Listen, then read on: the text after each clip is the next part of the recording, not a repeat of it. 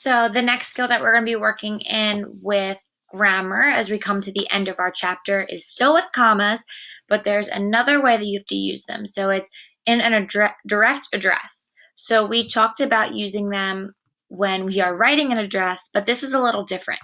This is if you're talking specifically to someone. So maybe you're at recess and you think, hey, Eric, can you come play with me? You're directly addressing Eric by saying his name. So what you do when you are writing a sentence and you are directly addressing someone, you need to add a comma. So if it comes at the beginning of your sentence, so if you say, Eric, will you play with me? You would have to put a comma after Eric's name. If it comes at the end of the sentence, so you would say, would you like to play with me, Eric? You would put the comma before Eric's name.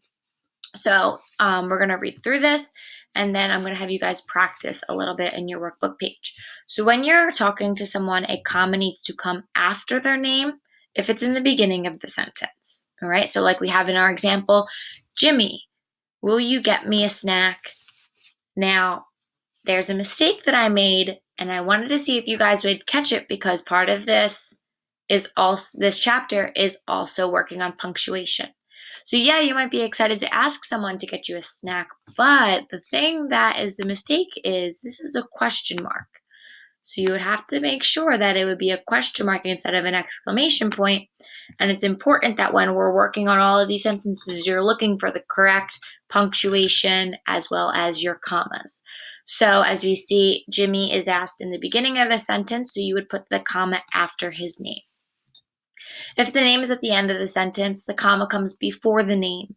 Okay, so maybe you're talking to someone, like this example, it says, that was a great story, Sam.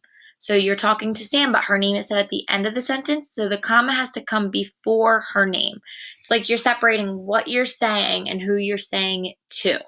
Okay? Now, if the name is in the middle of the sentence, a comma comes both before and after the name. So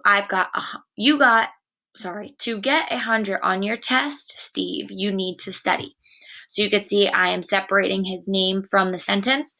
To get 100 on your test, Steve is who I'm addressing.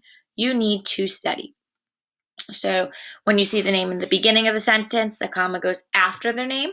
If you see the name at the end of the sentence, the comma goes before their name. And if you see the name in the middle of the sentence, you need two commas, one before and one after. So as you're working, really think of where this name is located in the sentence, and then you can go ahead and add your comma from there.